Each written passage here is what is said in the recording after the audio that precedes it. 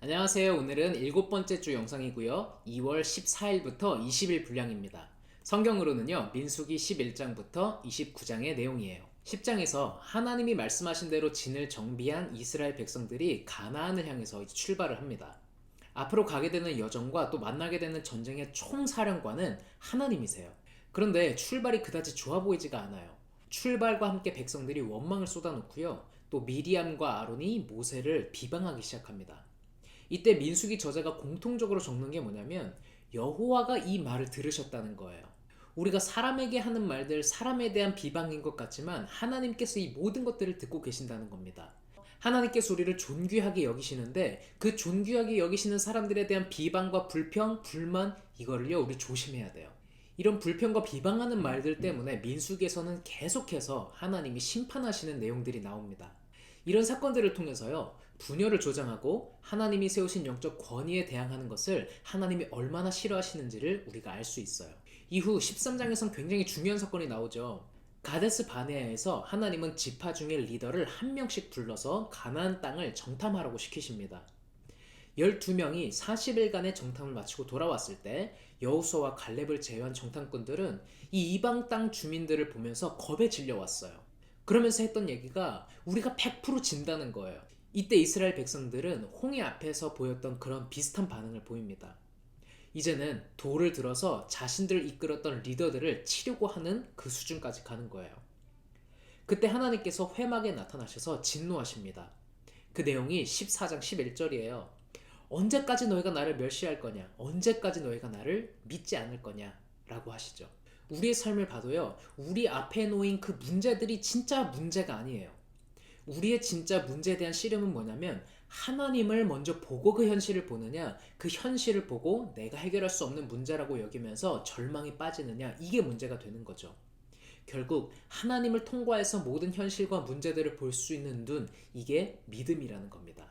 결국 하나님을 믿지 못한 이 출애굽 1세대는요 40년간 광야를 떠돌다가 약속의 땅에 결국은 들어가지 못하게 되죠. 15장에서는요 제사와 안식일에 대한 규례를 다시 한번 말씀해 주시고요, 옷에 청색 끈으로 술을 만들어서 달아라 라고 말씀을 하셔요. 그 이유가 무엇이었을까요? 하나님이 어떤 분이신지를 기억하게 하기 위함이었어요. 하나님께서 이 여정의 궁극적인 리더가 되시고 그분이 출애굽을 시키셨으며 또 영적 권위를 부여하신 분이다 라는 것을 기억하게 하기 위함이죠.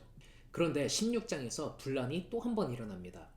고라와 다단, 그 다음에 온이 자기들만의 사람들을 모아가지고요 모세와 아론을 대항해요. 자기들이 보기에는 모세와 아론이 하는 일보다 자신들의 일이 작아 보였던 거예요. 이로 인해서 함께 대항했던 사람들이 갈라진 땅으로 빠지게 되고 또 불에 타 죽는 일이 발생하게 됩니다. 이 사건을 가지고요 이스라엘 백성들은 모세와 아론이 이 백성들을 죽게 했다면서 또 분노를 해요.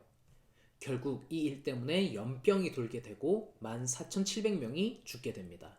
하나님께서는요 다시금 이스라엘 백성들에게 하나님이 택한 리더에 대한 확증을 주시기 위해서 아론의 지팡이에 싹이 나게 하십니다. 심지어요 열매까지 열려요.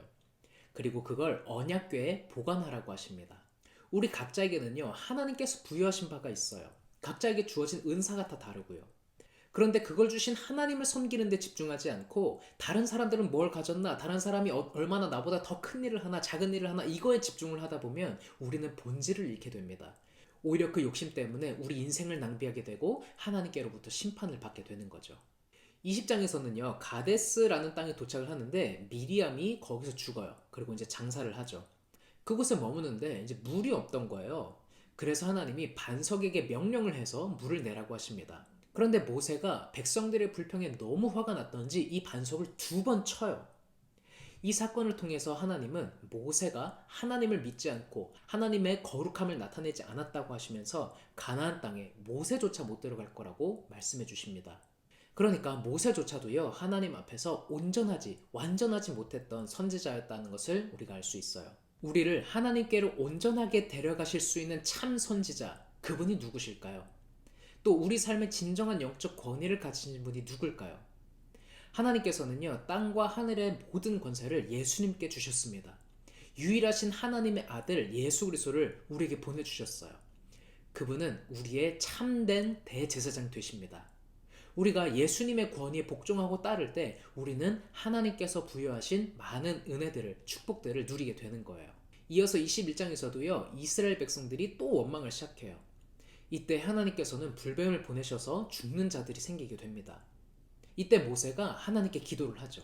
근데 이때 하나님의 방법이 불뱀을 없애주시는 게 아니라 놋으로 된 뱀을 만들어서 장대 위에다 달아라 라고 말씀을 하셔요. 그리고 그걸 본 모든 사람들이 살게 될 거라고 하시죠. 하나님은 믿음을 훈련시키셔서 이스라엘 백성들이 하나님을 하나님으로 인정하고 따르도록 이끄시는 분이십니다. 이후에 가나안 동쪽까지 이스라엘 백성들이 가게 되고요. 그 땅을 가지 못하게 하는 아모리 왕 시혼, 그 다음에 바산 왕 옥과 전쟁에서 승리하게 되죠. 그 전쟁 결과를 알게 된 모압 왕은요, 주술사 발람을 부릅니다. 그리고 이스라엘을 저주하라고 부탁을 해요. 그런데 하나님께서 그 주술사에게 간섭하시죠. 그래서 오히려 이스라엘을 축복하는 말을 하게 하셔요. 그 어떤 힘이 있는 세력도 또 용하다고 하는 주술사도 하나님을 거스를 수는 없는 거예요.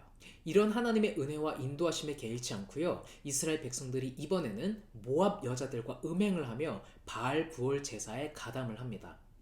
이로 인해서 연병이 또 돌게 되고요, 아론의 아들 비느하스가 음행한 사람들을 죽이자 그 연병이 멈추게 돼요. 연병으로 2만 4천 명이나 되는 사람들이 죽었어요. 그리고 그 후에 바로 두 번째 인구조사가 나옵니다. 하나님께서 말씀하셨던 것처럼 시내산에서 인구조사했던 1세대들이 다 죽었어요. 그리고 그 다음 세대들과 갈렙과 여호수아만이 남게 되었습니다. 그리고 하나님 말씀대로 모세는 여호수아를 다음 세대의 리더십으로 세우죠. 우리가 이 민수기를 보면서요, 시내산에서 하나님과 언약을 맺었고 또 하나님의 구름기둥과 불기둥의 인도, 그리고 각종 기적을 경험했던 출애굽 1세대가 어떻게 그 여정을 보냈는지 계속 봐왔어요. 하나님께서 그토록 말씀하셨던 거룩한 백성, 제사장 나라, 하나님께 순종하여서 하나님을 드러내는 그 하나님의 백성들의 모습을 찾아보기가 정말 힘들죠. 이 여정을 보면서 거의 한 장권과 한 장 사이로 이 이스라엘 백성들이 불평하고 불만하고 또 비방하고 싸우고 이런 모습들이 계속 보여요. 이때마다 하나님은 심판과 함께 하나님의 자비를 보여주셔요. 또 약속을 신실하게 이루어 가시면서 그 백성을 이끄시는 하나님을 만나게 됩니다. 우리 인생은요, 순종과 믿음의 훈련이에요. 우리의 삶의 대장 되시는 분은 여호와 하나님이십니다. 놋뱀을 바라보게 하셔서 생명을 살리신 그 하나님께서 자신의 유일한 아들이신 예수님을 십자가에 내어주심으로 우리가 그것을 믿고 살도록 하십니다. 예수님께서는 우리에게 영원한 생명을 주셨을 뿐만 아니라 이 땅에 살면서도 우리 인생의 구비구비마다 함께 하시는, 그리고 인도하시는 분이십니다. 이번 일주일 동안 하나님에 대한 믿음과 순종을 통해서 우리 인생의 여정이 정말 하나님께 속해 있다, 하나님께서 나를 이끄시는 분이시다, 하나님이 나의 삶, 나의 가정, 우리 교회의 리더 되신다는 그 사실, 그것을 함께 경험하는 일동로 여러분들 되셨으면 좋겠습니다.